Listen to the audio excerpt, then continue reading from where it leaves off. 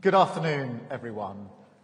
Vladimir, let me start by paying tribute to you and to the Ukrainian people.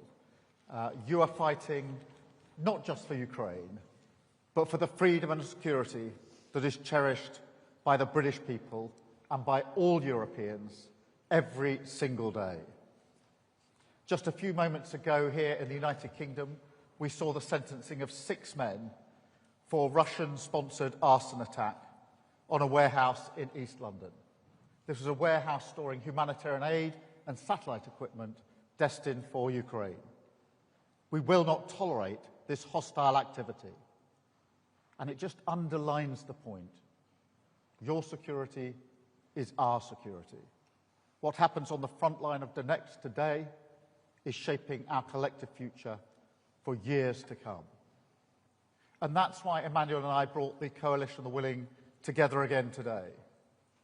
We stand with you, stronger than ever, united behind Ukraine, and united with President Trump in calling for the fighting to stop now and for the negotiations to begin from the current line of contact.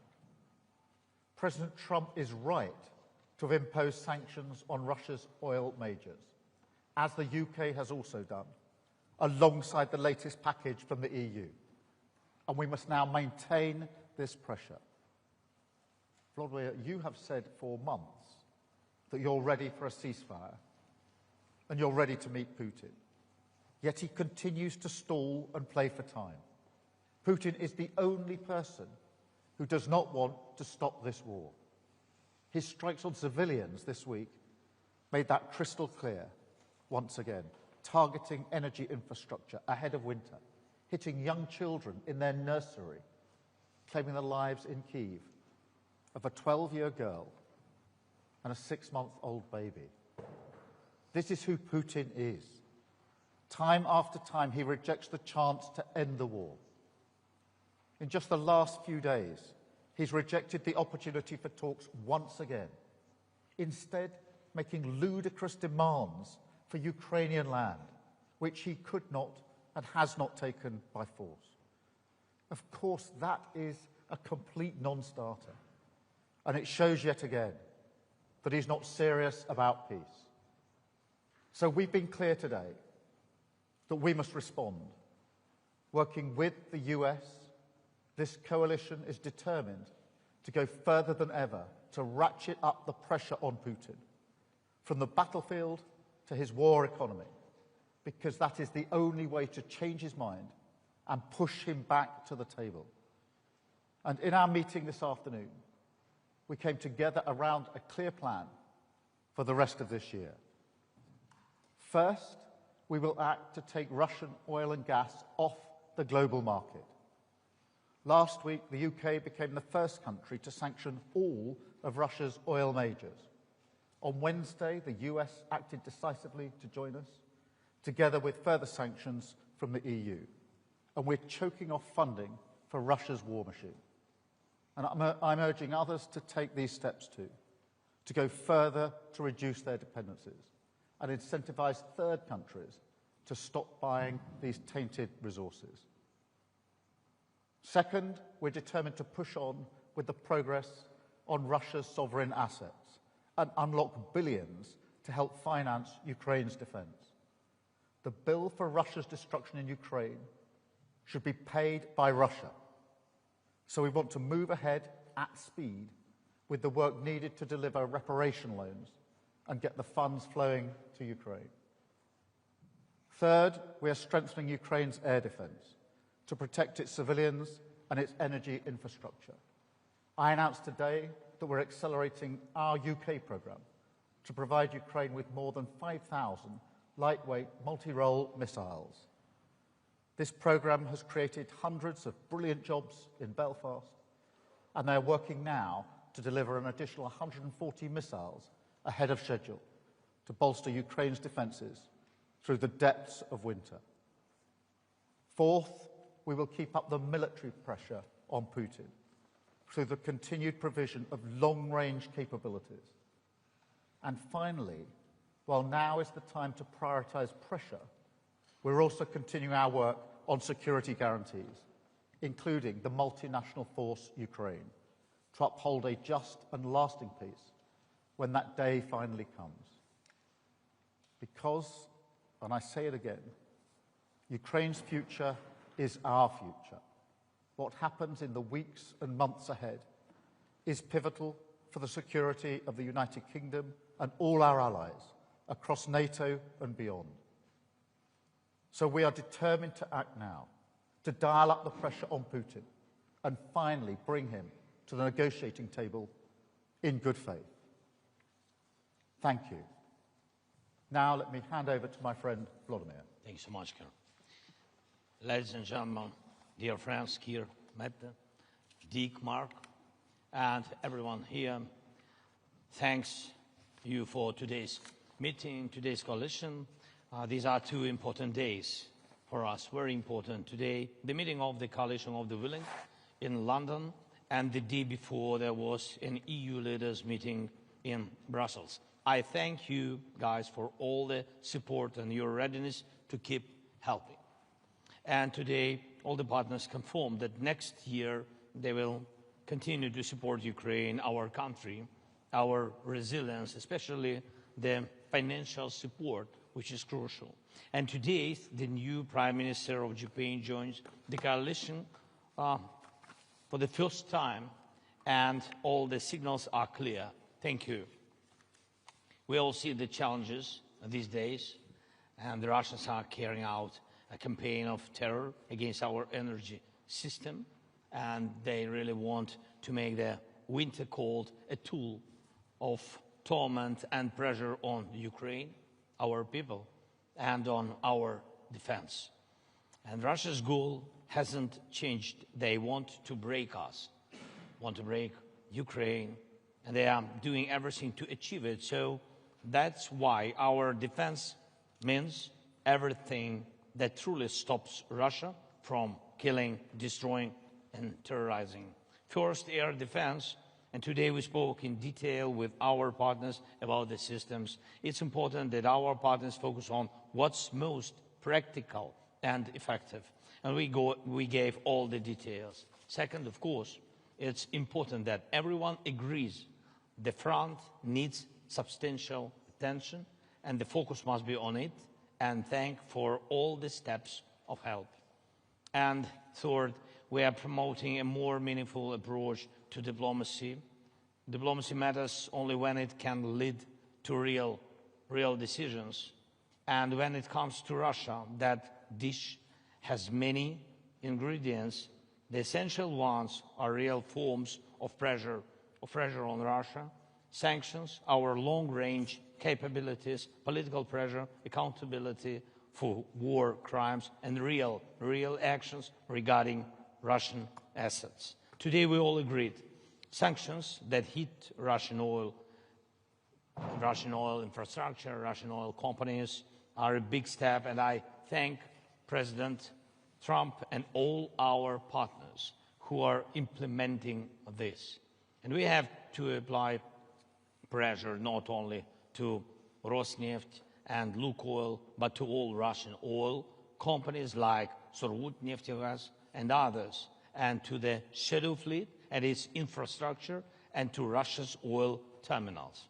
And we have to implement all we have discussed today about the Russia's shadow fleet. Besides, we are carrying out our own campaign of pressure with drones and missiles, specifically targeting the Russian oil sector. So the long-range capability directly strengthens diplomacy, the more losses Putin suffers on his own territory. The fewer assaults he can carry out on the front line, and the faster he will agree to meaningful diplomacy. That is why we are working to secure Tomahawk cruise missiles, additional Storm Shadow missiles, other capabilities. Thank you very much, Kier, for today's decision. Thank you for your support that you said, and about long range. And there must be no option left for Russia except to end the war and return peace to our country. And of course, I also want to thank our partners for working with us to produce weapons, for investing in our country, for joint projects, and for the agreements we are now implementing. And one more point is Pearl program. I thank for each contribution. Mark, thank you for coordinating this program, for each contribution, and today we agreed to step up in the coming months.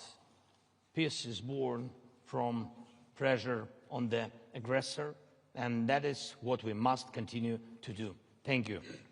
Thank you very much, Vladimir. Mark, can I turn to you? Yeah, thank you, and good afternoon. And as Keir Starmer and Volodymyr Zelensky have said, we just concluded a very productive meeting of the Coalition of the Willing, and I welcome the initiative allies are showing to strengthen our support to Ukraine even further. Just 2 days ago, I was in Washington, where I had a very good meeting with President Trump. The sanctions that the US has placed against Russia's largest oil companies will starve them of revenue and significantly increase the pressure on Putin to come to the negotiating table. And they show once again that President Trump is absolutely committed to end this war and bring a lasting peace to Ukraine. I'm glad that I was able here today to join allies and partners to discuss how we support these peace efforts and how we can increase the pressure on Russia to get there. In Ukraine, Putin is gaining little ground on the battlefield. And where there are marginal gains, they are coming at a huge price. Hundreds of thousands of Russians are dying for Putin's deluded aggression. Ukraine continues defending itself bravely, and our support to them is working. The truth is that Putin is running out of money, troops and ideas. President Trump said it very well. They should stop where they are now. And now is the right time to increase the pressure on Russia, so we can finally get a fair and a just peace for Ukraine. I therefore welcome the recent announcements by European allies and Canada of additional military aid to Ukraine. The developments on the battlefield show that our support to Ukraine is working, and we need to keep it up. We need to pair this support with sanctions and economic pressure, and the EU's 19 seconds package against Russia is another good step in this direction. On both sides of the Atlantic, we want this war to end. And the good discussions this week in Washington, yesterday in the European Council, and now in London indicate we are moving in the right direction. Thank you so much. Mark, thank you so much. Mette, can I come to you? First of all, thank you, Keir, for hosting us today, and thank you, Volodymyr, for joining us yesterday in Brussels in a meeting with the European Council, and today in the Coalition of the Willing. It was Putin that called President Trump some days ago because he was scared that Ukraine would get the upper hand. Yet he rejected Trump's proposal for a ceasefire along the current front lines, a suggestion that we support, and same goes for you in Ukraine. But Putin doesn't want to stop the killings. There is no indication that Russia and Putin wants peace, not even a ceasefire. And Russia continues its hybrid war against NATO and the West. Today, the Coalition of the Willing, we have agreed to increase the pressure on Russia, agreed that we must find long-term financing of Ukraine's ability to keep fighting, boost Ukraine's defense industry with European financing, finance much-needed US weapons, and to put more pressure on Putin's weak economy with new sanctions. I think this week we have taken significant steps with EU's new sanctions package, targeting Russian energy sector, the shadow fleet, and much more. United States have now sanctioned, as we already have heard, Russia's two largest oil companies. And already last week, the UK, announced sanctions targeting those companies as well. I think Putin's strategy has been to wait for us to stop, at some point to give up. But of course, this will never happen.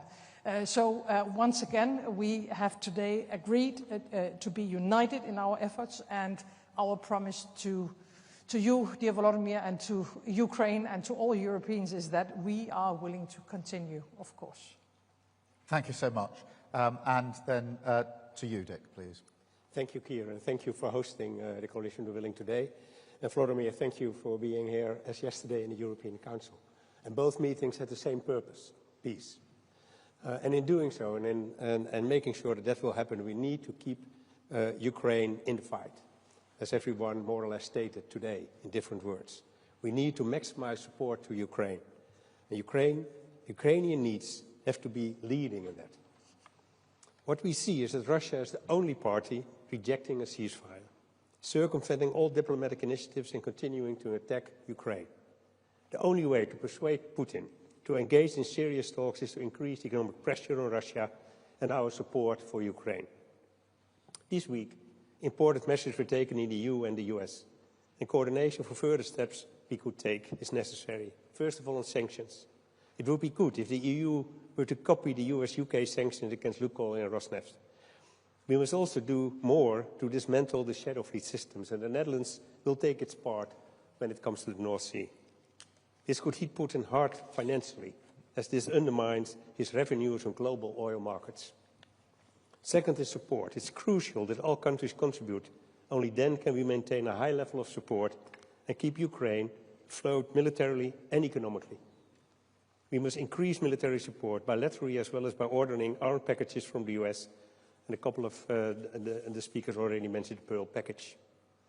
And we must make sure we step up our energy assistance to help Ukraine and the Ukrainians through the winter. We are very concerned with Russia's ongoing attacks on Ukraine's energy infrastructure before the start of the winter, especially on its domestic gas production. Costs for recovery are high and the need for gas imports have increased. The Netherlands, therefore, will increase financial and material support on energy, and we urge all our partners to consider increasing their contributions as well. We can put more pressure on Putin to end this war if we work even more closely together and widen our impact on Russia. And at the same time, this is the way to create the best possible conditions on which Ukraine is able to negotiate. Thank you. Thank you so much, Dick. Thank you, colleagues.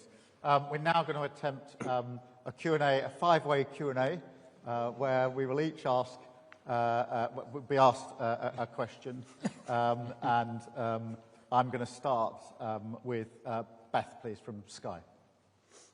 Thank you. Prime Minister Beth Rigby from Sky News. This is a question to both Prime Minister Starmer and President Zelensky, if I may. You are the coalition of the willing, but you're unable to stop President Putin without US support. How disappointing is it that President Trump won't at the moment provide long-range Tomahawk missiles? And is the President right when he says you'll hopefully be able to get the war over without them? Can you? And PM Starmer, if I may, this domestic question. Overnight you suffered a disastrous election loss in Caerphilly, a seat that's been a Labour-held seat for over a century. Was it a gut punch for you? And if you can't turn this around in the Senate elections next May, will you have to go? Thank you very much. Thank you, Beth. Let me start with the question of Ukraine, because it is really important that we address the support that we're all able to put in, particularly as we go into the winter. And here we have the Coalition of the Willing today, you had the EU yesterday, but we are all working with President Trump, and therefore we're all working as one wider coalition here in relation to the support we need to put in for Ukraine. On missiles, we've put in more missiles from the UK in recent days and weeks, and pushing the case for long range. It is really important that we do have long range, and those discussions are ongoing. And of course the protection of energy, because Putin is attacking the energy in Ukraine, and that needs protection. We've had discussion today about how we can stop those attacks and how we can better protect those energy supplies. On the question of the US, what's happened this week is really significant. I think on the sanctions package and the bearing down on oil and gas, this week has been a very significant week because we went early with the measures that we, the UK, took. President Trump came in with really important measures that have had a real impact. And then, of course, the EU followed in with a further package of sanctions this week as well. And I think if I was to pick out one thing this week that was of most significant, it would be the combined impact of those packages. Not only because of the impact they have on the Russian economy and the pressure that they put on, but also because they demonstrate the point that whether it's the coalition of the willing, the EU or the US, we are all coordinating clearly in our efforts to support Ukraine and effectively doing so. The other thing I would point to is the progress made on Russian assets. Yesterday the EU took a very important step forward and there was absolute clarity in this afternoon's meeting that we need to see that progress come to fruition within a short timetable because that would be a really material further support that we can put in for Ukraine. So when we said that the ambition really this week, if you like, is to take Russian oil and gas off the global market, we've taken a significant step forward. I would also add that the measures or the movement in position by India and China in relation to Russian energy and oil in particular are also significant. I think what you'll detect behind that is the sort of coordination and discussions that are going on, have been going on today, are going on between us pretty well all of the time, and having a very significant impact on Russia, because we must put Ukraine in the strongest position. This is going to be a hard winter, of course, particularly when it comes to protecting energy, and it is very important that whilst, of course, we want to get to a ceasefire and a lasting peace, we will, in my view, only get there if we put Ukraine in the strongest possible position, and we must never lose sight of that aspect of it. I mean, I'm really pleased to see the coalition of the willing so determined and united on this. Of course, to some extent, the coalition was set up to answer the question, what about security guarantees? But to see this wider coalition now working in a coordinated way, I think it really reinforces why the coalition of the willing is so important. In relation to the by-election, look, I'm deeply disappointed by the results. I'm not going to suggest otherwise. I spoke to the First Minister this morning, and clearly we need to reflect and regroup and double down on the delivery in Wales, and we clearly need to do much more. Vladimir, can I pass over to you on the first issue? Thank you very much for the question. So, first of all, we're not finding and we're not searching the way how to stop Putin and how to finish this war without the United States. So our plan is to make strong steps together. That is the plan, by the way, of Putin. He wants to divide us, to make us weaker. And that's why I think that we have to do everything together. First, of course, pressure on Putin, but really practically. First, sanctions, and you see 19th package and oil pressure from the United States. And I think this is a very strong step. The second point is long-range pressure between us. From the very beginning, it was about our drones, our long range. Then, God bless, we had such partners like UK and France, and the partners gave us Storm Shadows and Scalps. Then, only after that, United States joined us, and we began to use ATACMS. Not big number, but in any way, it's about together. Yes, and now we count on some more strong instruments, but we will see. Yes, then about air defense. Again, it's about together decisions. We really don't have something which can destroy ballistic. That's why Americans helped us, but also Europeans, because firstly, Europe delivered Patriot systems, but United States, they did it together because United States gave licenses for this. Yes, but I hope that we will in any way we will find a way how to produce our own systems. We have to do it, and I think this is the most important thing, that politically it's very important to go together. That what about coalition are willing, and the result at the end will be security guarantees. And again, with the security guarantees, we need to have United States. This is very important. Thank you. Thank you very much. Vladimir, I'm going to pass over to you to call your question, please. Thank you so much. Highly prepared. Валерія Пашко, доброго дня, Суспільне. Public Broadcaster of Ukraine. I have one question for all. It's on reparation loans. So, Mr. President, you were quite optimistic about the political decisions yesterday, but it seems not to have happened yet. What's your view on that? Is it disappointing now for you? And Prime Minister Frederiksen and Prime Minister Skov, why the Council conclusions were changed yesterday? Like the leaders didn't give the green light to the Commission to develop the legal framework for these reparation loans.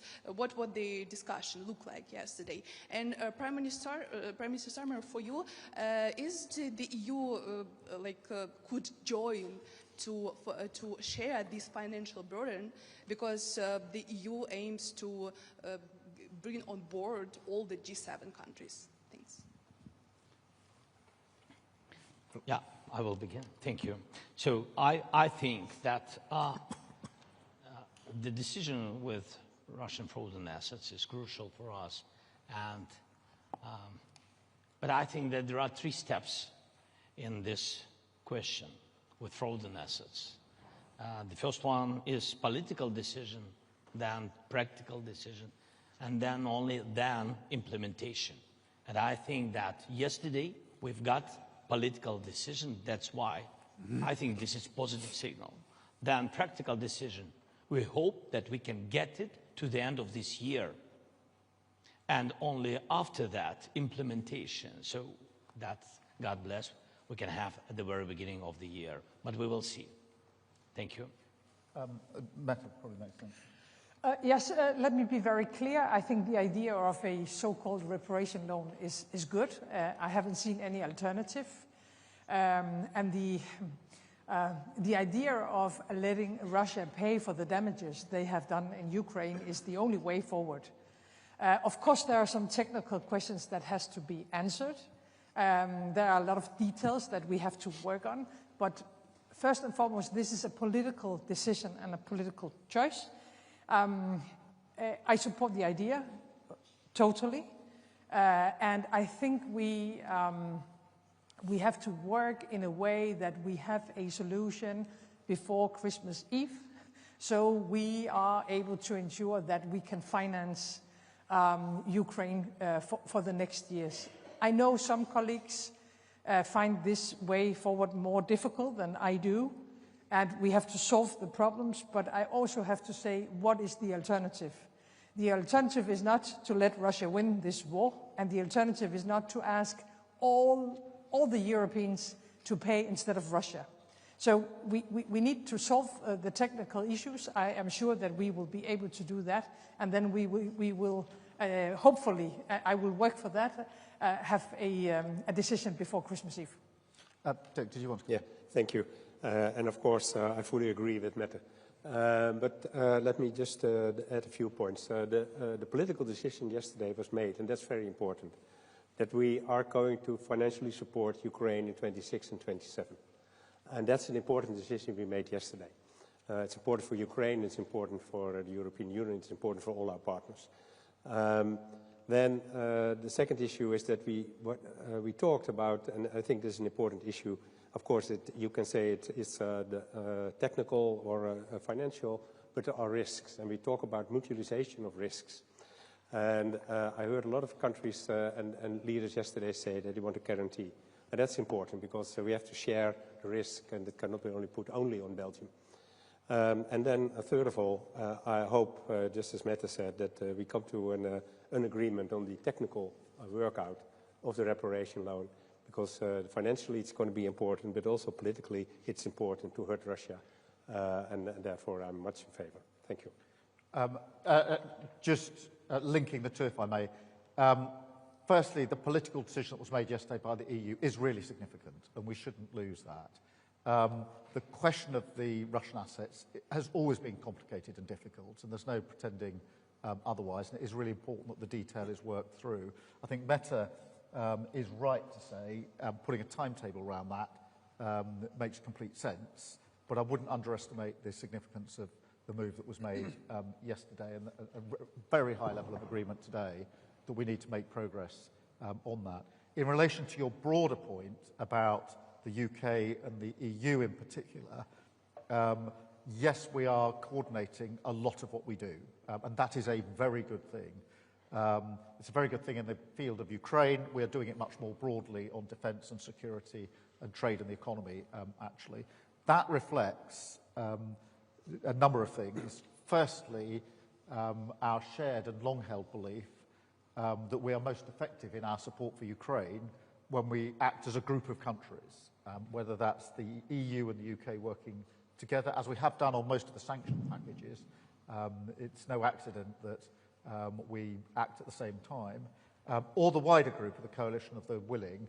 And just to emphasise something that Vladimir said, it was welcome to have the new Prime Minister of Japan on the call today. I think it was her first international engagement, and she made a statement of principle about where she stands, and it was a very strong statement to the coalition of the willing.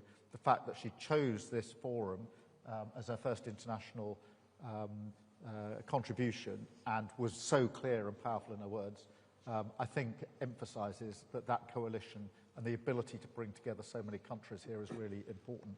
So the first reason the UK and the EU are working well together is because of that most effective rule. The second is, since the EU-UK reset, I am proud and pleased to say we are coordinating much more across a wider range of issues. We live in a world where there are many, many challenges, many opportunities, and my strong view is that when the UK and the EU are able to work together, as we've shown we are able to, we're better able to meet those challenges. And of course, having Mark here heading up NATO gives you a sense of the depth of the group of countries now working together really pretty effectively in relation to our defence of Ukraine. Thank you very much. Mark, I'm going to ask you to call your question. Yes, I believe that Reuters will ask me a question. Hi there. Yes, it works. Alistair Smout from Reuters. Secretary General, after your talks in Washington this week, what's your impression of the chance that the US will give Tomahawks in the end, or is it time for other countries to step up? To Prime Minister Starmer, why hasn't Britain signed up to NATO's Pearl scheme to buy US weapons to give to Ukraine? Is it because the Ministry of Defence is running out of money? And to President Zelensky, I know you said that you wanted everyone to move together on long-range missiles, but while you convinced President Trump to give Tomahawks, would you like European countries and Britain to do more on long-range missiles? Thank you. Well, on your first question, when this came up in my meetings on Wednesday in the White House, I also said that it's up to each ally to decide which type of weapons they want to deliver to Ukraine. And that's really a decision by each of the individual allies.